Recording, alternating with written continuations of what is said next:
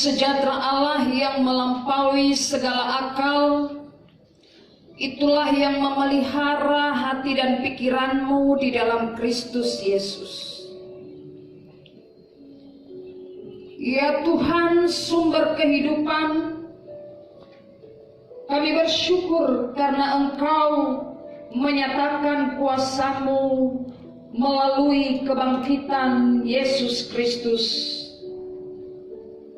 Kami bersyukur seluruh umat Kristiani di Sumatera Utara ini menikmati berkat Tuhan sukacita oleh karena anugerah-Mu yang besar di dalam Yesus Kristus.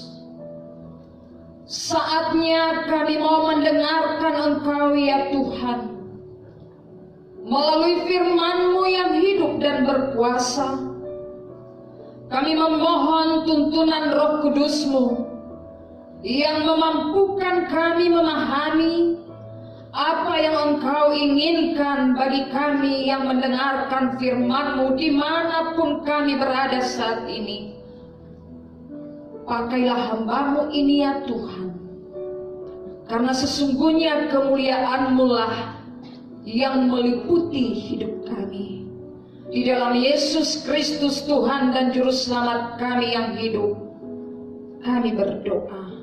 Amin. Disilakan duduk, Ibu Bapak. Salam kasih dan hormat bagi kita semua, baik yang ada di tempat ini dan juga yang mengikuti secara virtual. Selamat Paskah bagi kita semua. Selamat Paskah. Firman Tuhan, izinkan saya membaca Injil Yohanes pasal 20, mulai ayat yang pertama sampai ayatnya yang ke-18. Pada hari pertama minggu itu, pagi-pagi benar ketika hari masih gelap, pergilah Maria Magdalena ke kubur itu, dan ia melihat bahwa batu telah diambil dari kubur. Ia berlari-lari mendapatkan Simon Petrus dan murid yang lain yang dikasihi Yesus, dan berkata kepada mereka, "Tuhan telah diambil orang dari kuburnya dan kami tidak tahu di mana ia diletakkan." Maka berangkatlah Petrus dan murid yang lain itu ke kubur. Keduanya berlari bersama-sama, tetapi murid yang lain itu berlari lebih cepat daripada Petrus sehingga lebih dahulu sampai di kubur. Ia menjenguk ke dalam dan melihat kain kapan terletak di tanah, akan tetapi ia tidak masuk ke dalam. Maka datanglah Simon Petrus juga menyusul dia, dan masuk ke dalam kubur itu. Ia melihat kain kapan terletak di tanah, sedang kain peluh yang tadinya ada di kepala Yesus tidak terletak di dekat kain kapan itu, tetapi agak di samping di tempat yang lain dan sudah tergulung. Maka masuklah juga murid yang lain yang lebih dahulu sampai di kubur itu, dan ia melihatnya dan percaya. Sebab selama itu mereka belum mengerti isi kitab suci yang mengatakan bahwa ia harus bangkit dari antara orang mati. Lalu pulanglah kedua murid itu ke rumah. Tetapi Maria berdiri dekat kubur itu dan menangis. Sambil menangis ia menjenguk ke dalam kubur itu, dan tampaklah olehnya dua orang malaikat berpakaian putih, yang seorang duduk di sebelah kepala dan yang lain di sebelah kaki di tempat mayat Yesus terbaring. Kata malaikat-malaikat itu kepadanya, "Ibu, mengapa engkau menangis?" Jawab Maria kepada mereka, "Tuhanku telah diambil orang dan aku tidak tahu di mana ia diletakkan." Sesudah berkata demikian, ia menoleh ke belakang dan melihat Yesus berdiri di situ, tetapi ia tidak tahu bahwa itu adalah Yesus. Kata Yesus kepadanya, "Ibu, mengapa engkau menangis? siapakah yang engkau cari? Maria menyangka orang itu adalah penunggu taman, lalu berkata kepadanya, Tuan, jikalau Tuan yang mengambil dia, katakanlah kepadaku di mana Tuan meletakkan dia, supaya aku dapat mengambilnya. Kata Yesus kepadanya, Maria. Maria berpaling dan berkata kepadanya dalam bahasa Ibrani, Rabuni, artinya guru. Kata Yesus kepadanya, janganlah engkau memegang aku, sebab aku belum pergi kepada Bapa, tetapi pergilah kepada saudara-saudaraku dan katakanlah kepada mereka bahwa sekarang aku akan pergi kepada Bapakku dan Bapamu, kepada Allahku dan Allahmu. Maria Magdalena pergi dan berkata kepada murid-murid, aku telah melihat Tuhan, dan juga bahwa Dia yang mengatakan hal-hal itu kepadanya. Berbahagialah mereka yang mendengar, merenungkan, serta melaksanakan pesan firman Tuhan ini di dalam kehidupan sehari-hari. Tahun 2021 ini merupakan awal dengan masa pengharapan yang terus kita lewati sekalipun krisis masih kita alami. Pandemi COVID-19 belum berakhir. Kita kehilangan orang-orang yang kita kasihi, serta dampak dari pandemi COVID-19 telah menyentuh lini kehidupan manusia. Juga kita menghadapi bencana alam yang tidak dapat kita elakkan. Terjadinya kericuhan politik, adanya terorisme, pun bagian yang kita tidak mungkin lewati, tetapi kita harus hadapi. Dan penyakit masyarakat khususnya Sumatera Utara dalam 1 bulan ini sedikit viral. Nomor 2 terbesar angka kasus narkoba di Indonesia. Dan masih banyak hal lainnya di mana kita ada di dalam masa sulit dan krisis yang telah dan mesti kita lewati. Situasi seperti ini menimbulkan kegelisahan, kesedihan, serta ketakutan. Saudara-saudari, murid-murid Yesus pun pasca kematian Yesus di Golgota mengalami situasi gelisah, sedih, dan ketakutan. Visualisasi dari Injil Yohanes tentang Maria Magdalena dan murid lainnya ketika menyaksikan kubur yang kosong diawali oleh Maria di ayat yang kedua, di pasal yang ke-20 tadi. Ia berlari-lari mendapatkan Simon Petrus dan murid-murid yang lain yang dikasihi Yesus dan berkata kepada mereka, Tuhan telah diambil orang dari kuburnya dan kami tidak tahu di mana ia diletakkan. Ungkapan ini suatu bukti bahwa kisah ini menunjukkan Maria dan murid-murid mengalami spiritualitas kubur kosong yang telah melahirkan perasaan kecewa, sedih, dan tanpa pengharapan. Mereka hanya kebingungan dan tidak tahu apa yang harus diperbuat ketika mereka menyaksikan jenazah Kristus tidak ada lagi di tempatnya. Maria tetap berdiri dekat kubur itu dan menangis. Air matanya sebagai ekspresi kesedihannya itu justru mau mengundang malaikat bereaksi dengan bertanya, Ibu, siapakah yang engkau cari? Jawaban Maria yang masih datar, ia mengatakan bahwa ia mencari telah diambil orang. Maria sedang terluka dan mengalami disorientasi. Hal yang dialami oleh Maria ini menunjukkan kerapuhan dirinya dan manusia. Kerapuhan merupakan ketidakberdayaan manusia. Tetapi justru karena Maria yang terus bertahan di dekat kubur itu dan tinggal di titik yang tidak mengenakan itu, berbeda dengan Simon Petrus dan murid lainnya yang dinarasikan tadi dalam perikop itu, segera lari dan pergi meninggalkan kepedihan dan kesedihan itu. Maria dalam keadaan bertahan dan mencoba menikmati hidupnya yang berada di dalam kesedihan oleh karena kehilangan orang yang dikasihinya. Justru Maria dijumpai dan disapa oleh Yesus sehingga dia terpulihkan.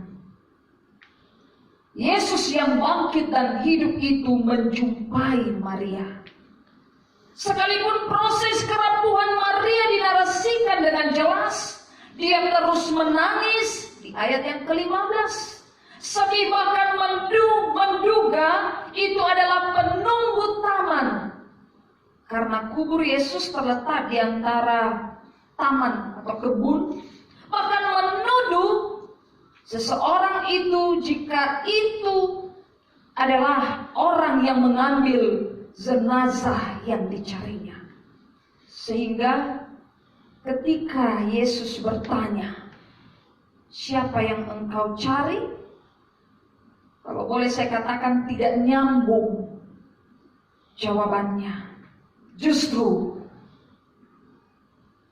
mengatai dan menuduh bahwa dialah yang mengambil jenazah Yesus.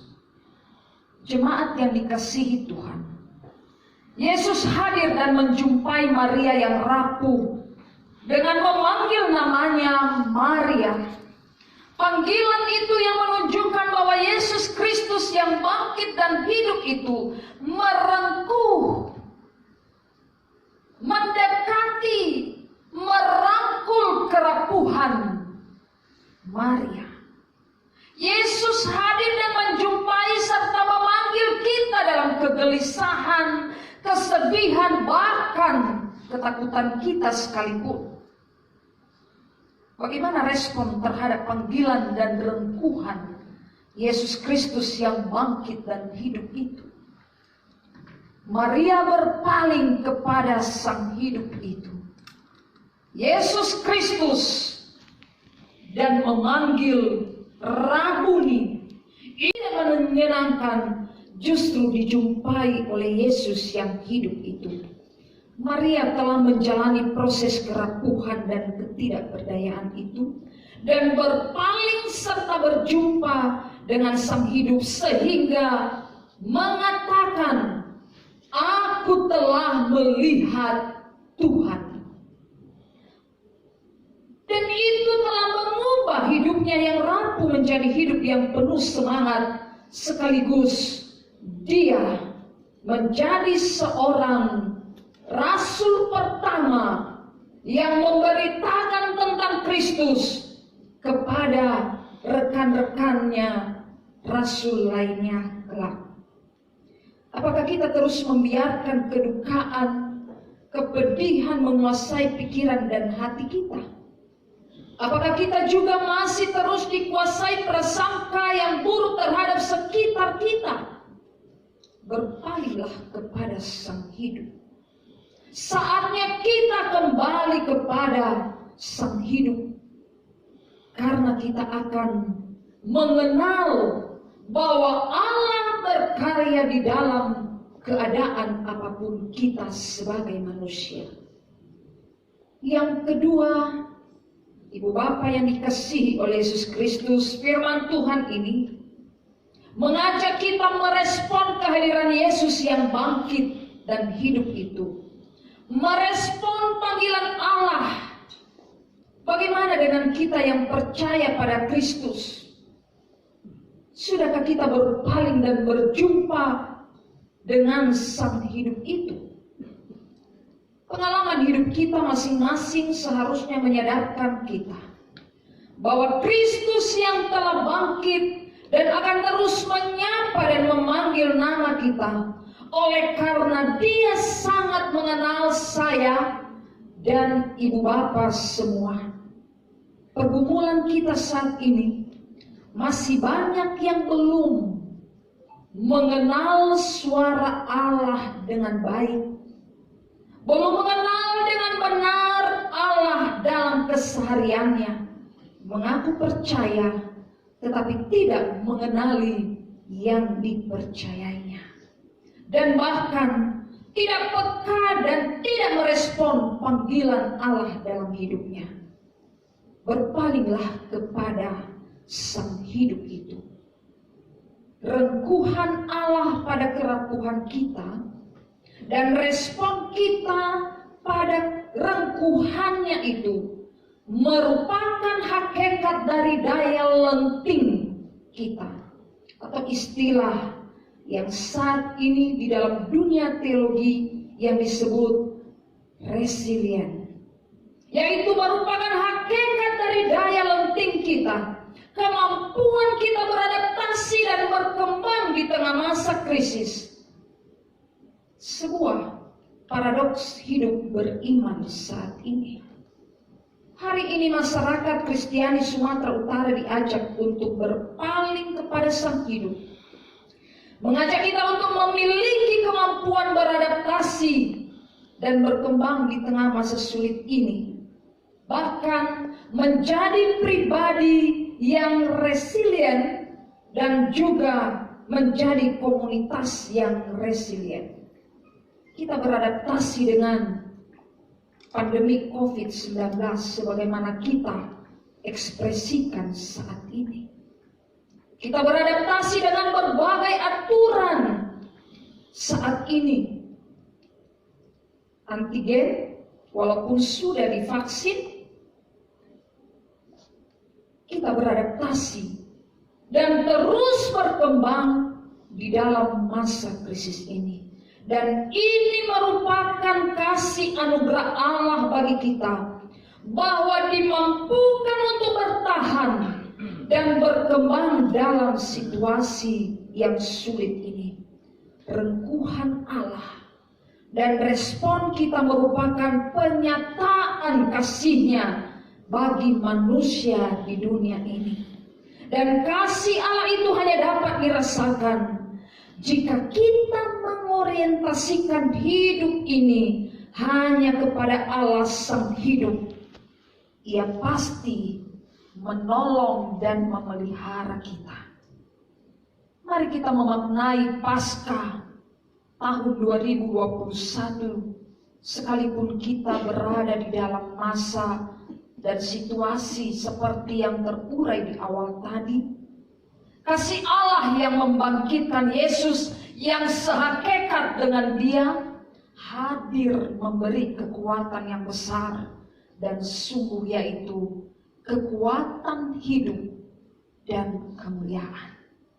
Melalui Paskah kita mendapatkan semangat yang baru, kekuatan yang baru, karena kita melihat kemuliaan Allah dalam Paskah tersebut.